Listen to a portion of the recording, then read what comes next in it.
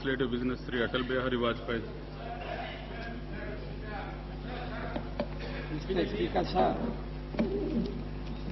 I beg to move for leave to introduce a bill to provide for the establishment of the institution of Lokpal to inquire into allegations of corruption against public functionaries and for matter connected therewith.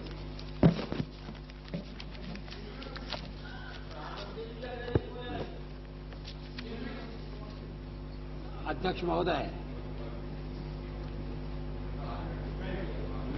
मैं इस विधेयक के समर्थन में दो शब्द कहना चाहूंगा। ये विधेयक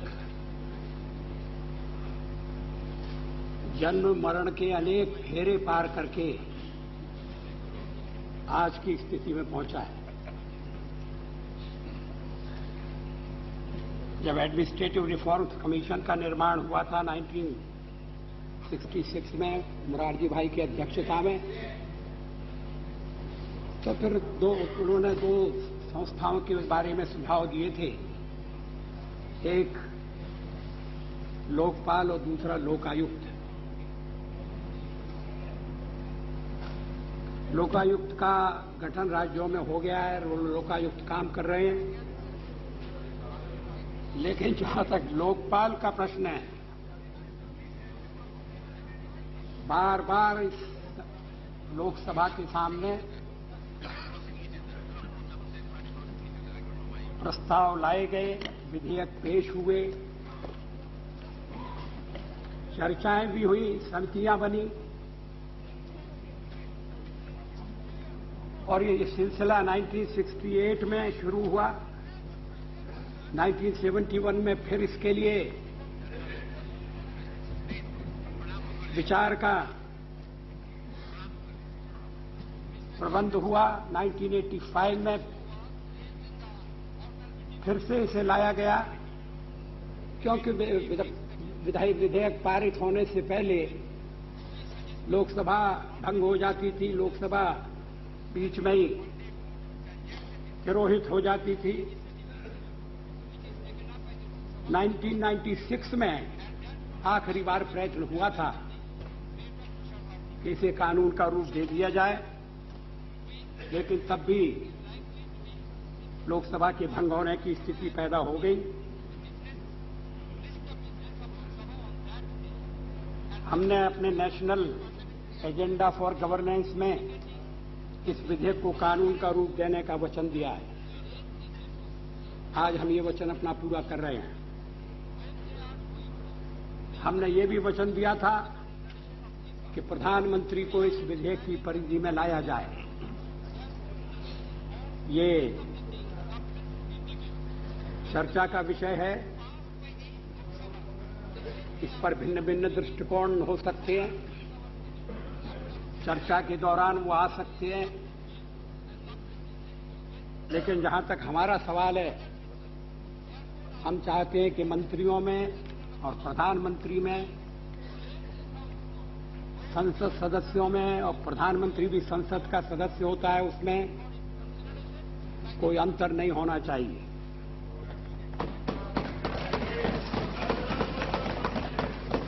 कानून सभी पब्लिक सर्वेंट्स पर लागू होगा,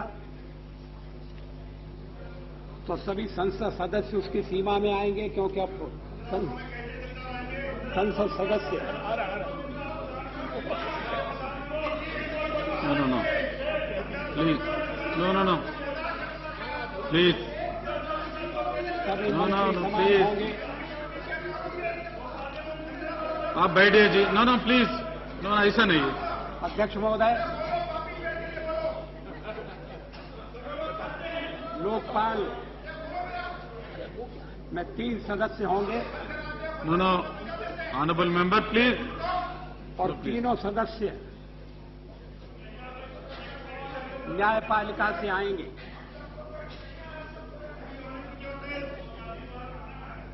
लोकपाल और अन्य 2 सदस्यों का चयन करने के लिए एक समिति बनेगी।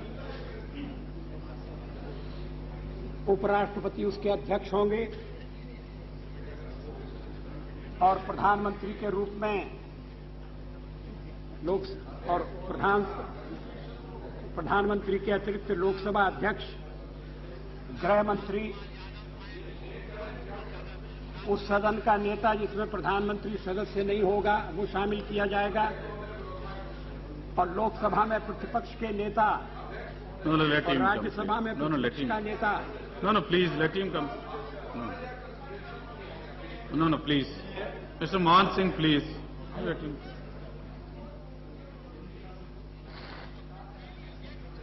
लोकपाल इन सभी सार्वजनिक पदारूढ़ व्यक्तियों के खिलाफ उन शिकायतों की जांच करेगा जो प्रिवेंशन ऑफ करप्शन एक्ट 1988 के अधीन दंडनीय होंगे।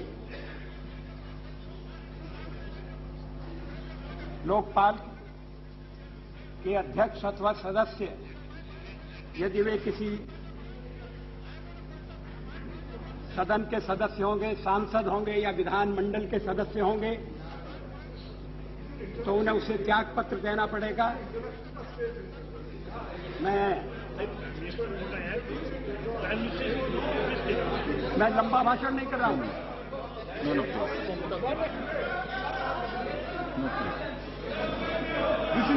अगर the new custom and convention which you are introducing, that can't happen. No, please. It is never done. It is never done. No, please. No, please. Are you this? Shankar ji, please. This is to be politically motivated and nothing else. No. अध्यक्ष महोदय, ये परंपरा रही है कि prime minister भाई जब prime minister bill को पेश करते हुए बिल की रूपरेखा के बारे में दो शब्द कहे जाते हैं। No. मुझे कोई आपत्ति नहीं है, मैं बैठ जाता हूँ। Discussion, you have a right. No. अगर ये प्राइम मिनिस्टर जब भी बोलते हैं उनको ऐसे कैसे Yes. आप बोलिए। I have also speaker allow कर रहे Prime हैं। Minister, but I have also Shankar ji, please. बात हो गई, स्पीकर अलाउ कर रहे हैं। at the time of the introduction. No, you have to Shiv Shankar ji, please. Speaker permitting, speaker permitting, नहीं स्पीकर परमिट कर रहे हैं। Advani ji, You please. break the convention. Change the rules. Change the rules. Shiv Shankar Then ji. at every time we introduce. No. Advani ji. Speaker, sir, I am surprised really.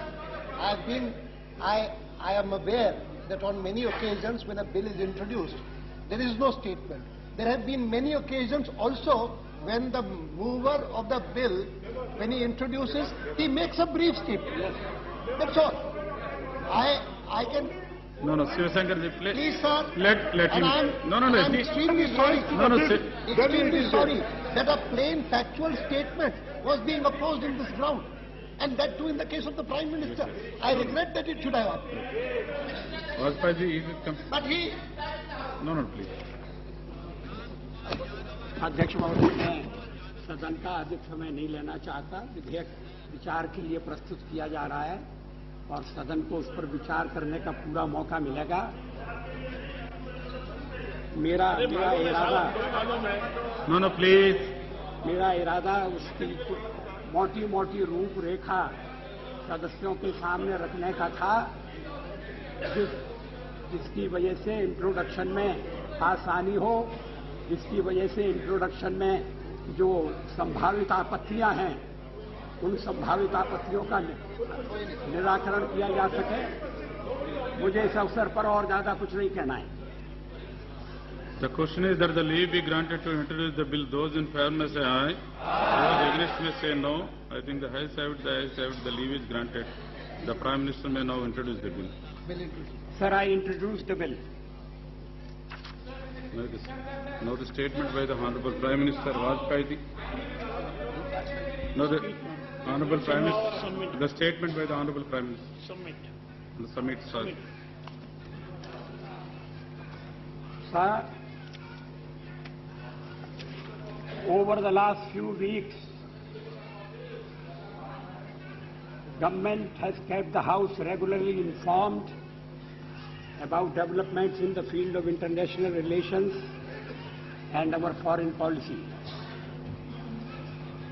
I take this opportunity to bring honorable members up to date on the most recent events, especially SAARC our relations with Pakistan and the recent ARF and ASEAN dialogue meetings.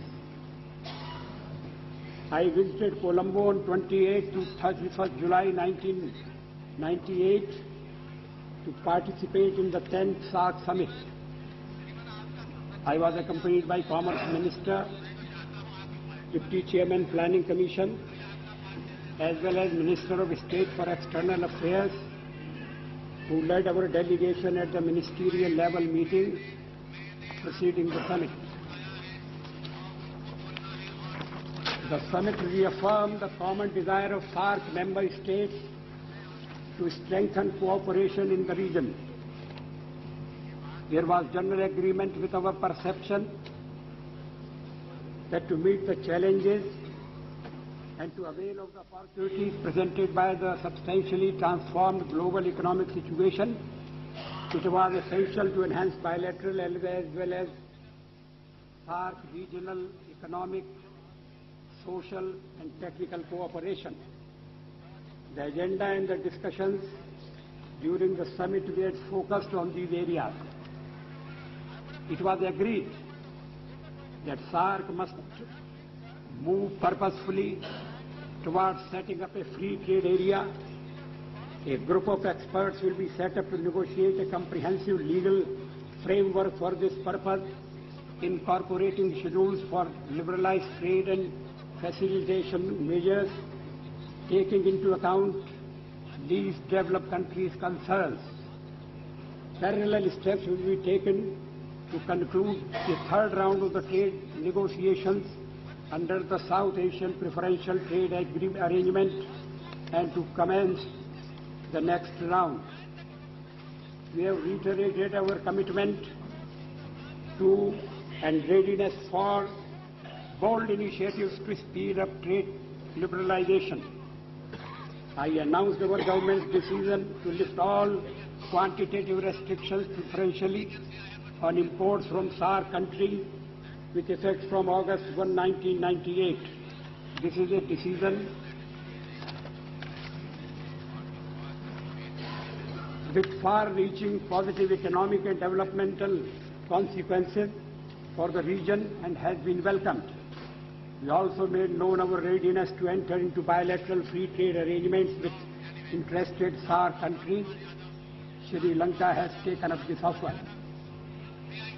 In our discussion, it was recognized that the benefits of trade liberalization would be more extensive and balanced through promoting trade-related joint ventures, investment, and trade in services such as tourism. India's decision to substantially increase the ceiling for investment for India under the fast track in SAARC countries from $8 to $15 million has also been welcomed. This will encourage a greater flow of Indian investment and stimulate trade. Important initiatives have been taken in the social sector to illustrate a social charter for SAARC, agreement to finalize a convention to combat illegal trafficking in women and children. This is to be signed at the next SAARC summit. A regional convention on child welfare will also be developed. We underline the importance of cooperation in energy through network. India has further offered to host a special meeting of science and technology ministers to consider a SAARC S&T initiative for regional projects in rural areas, directly benefiting the people. We also underline the utility of cooperation in traditional systems of medicines and have invited participation in a health ministers meeting in India for this purpose. India has reaffirmed support for comprehensive environment-related proposals. I would like to draw attention to my bilateral meetings on the sidelines of the summit with the presidents of Maldives and Sri Lanka, the prime ministers of Bangladesh and Nepal, and the chairman of the Council of Ministers of Bhutan. These meetings provided the occasion for renewing our friendly contact for fruitful discussions, enabling a review of our bilateral relations and the progress in specific areas of cooperation, as well as for sharing our perception. I took the opportunity in my interaction with other leaders to reiterate our commitment to peace and stability, setting at rest misconceptions about our recent nuclear tests. Our initiatives for confidence building and disarmament have been appreciated. There was agreement on the need to commence purposeful negotiations towards a comprehensive and non-discriminatory global nuclear disarmament regime and a nuclear weapon-free world. We have conveyed our appreciation to the Sri Lankan government for the excellent arrangements made for the summit, and in particular to President Chandrika Kumar Tunga for the vision and efficiency with which she steered the summit's deliberations. We wish her well in her new responsibility in chairing SAARC. We assure Sri Lanka of our full support. In my interaction with Pakistan Prime Minister Mr. Mohammad Nawaz Sharif, which included a long meeting on July 29, I reiterated our commitment to developing peaceful and friendly ties with Pakistan and our interest in a secure, stable and prosperous Pakistan. I urge that we should work together to develop trust and confidence and avail of the many opportunities for mutually beneficial cooperation in the economic, social and other fields so that we can improve the lives of peoples. I further underline the need to work together to address our differences in a rational and realistic manner. The atmosphere of our discussions was cordial and constructive. I took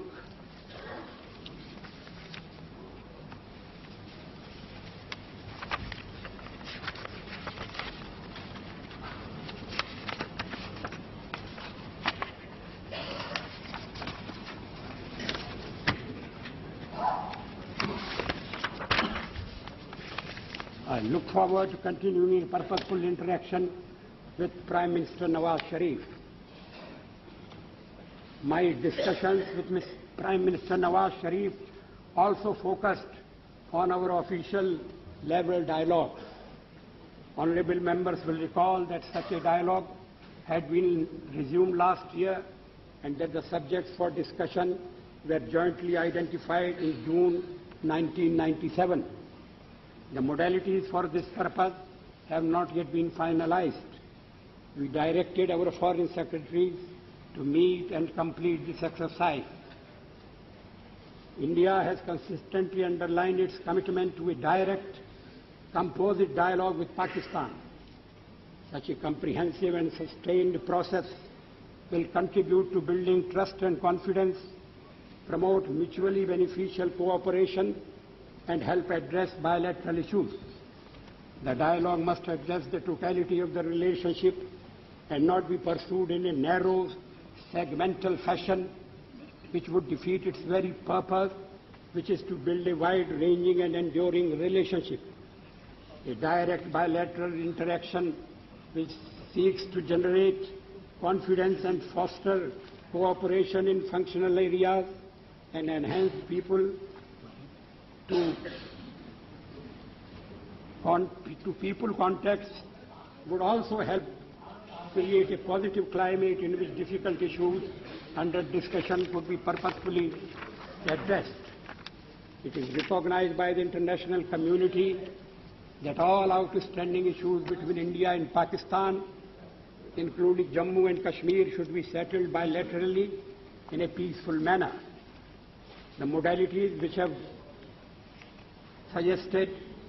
we have suggested would help ensure that the process moves forward on a broad front in a constructive and sustained manner, while at the same time providing a meaningful opportunity for discussions on confidence-building measures, cooperation, and dealing with outstanding issues as part of the composite process. Our foreign secretaries met in Colombo and exchanged views on this subject. We will remain engaged in the process and continue contacts through diplomatic channels to work out an agreement so that the dialogue could be continued. During my talks with Prime Minister Nawaz Sharif, I also emphasized that instigation and support of terrorism was incompatible with our common desire for friendly and peaceful relations, and that these activities must cease immediately. Honorable members are aware that we also participated in this year's ASEAN Post-Ministerial Conference, which is an important part of ASEAN's interaction with its dialogue partners, as well as the ASEAN Regional Forum, ARF, meeting held on July 24 to 29. Our delegation was led by Deputy Chairman Planning Commission.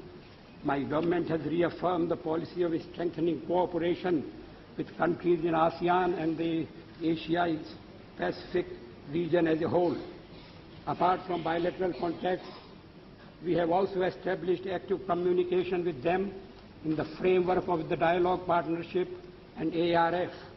Our participation in these meetings this year was particularly important as it provided an opportunity to once again clarify our policy on nuclear disarmament in the context of the recent tests, as well as to demonstrate our continued engagement in the economic and political stability of the region and share perceptions on regional and international developments. While the ARF chairman's statement contained a paragraph disapproving of recent tests in South Asia, with which we disassociated ourselves, we also found a better overall understanding on the part of ASEAN countries of the rationale of our policy, as well as a need for purposeful moves by the nuclear weapon states towards comprehensive universal nuclear disarmament on a non-partisan, non-discriminatory basis. We assured the ASEAN countries that we fully respected the status of the nuclear weapon-free zone in Southeast Asia. Our interaction with ASEAN reflected an understanding that cooperation and dialogue partnership with India had made good progress, and that we needed to jointly consolidate this through implementation of projects and measures under discussion in trade and investment, infrastructure and human resource development, tourism, culture and people-to-people contacts. The leader of our delegation also had constructive and forward-looking discussions with the foreign ministers of ASEAN countries, Russia, China, Australia and New Zealand, the U.S. Secretary of State and the Minister of State of Japan and the United Kingdom. Our bilateral and multilateral interaction in the ASEAN and ARF meetings has helped our post-Pokhran II diplomatic efforts. Our overall approach and importance of the steps we have taken to address international and regional security concerns is better acknowledged.